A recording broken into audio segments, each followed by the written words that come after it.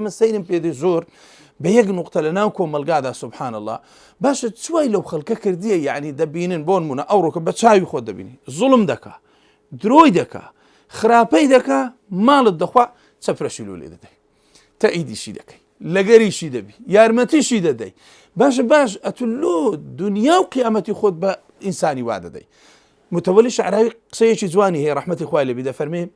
إذا لم تستطع أن تؤيد الحق فلا تصفق للباطل كاكا قنات واني تأيدي حق بكي بس تفرلو باطل لمدى أما أورو قرفتا كما لنا وكوملقا أو براستي إما بشيشين كوملقا بعامبرين بشيشين لدروس كرديني ظالم لدروس كرديني كسي خراب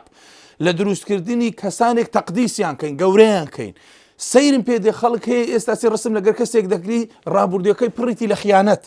رابورديوكي بريتي لدرو رابورديوكي بريتي لخرابا لو تجي رسمي لقر دكري لو قوري دكي لو تقديسي دكي عزت نفسه تبي إمام الشافعي ده فرميت زلك كم لبرا لوانيه فلسة شينيني نفسه شيء تدا بهم دنيا يناقور موت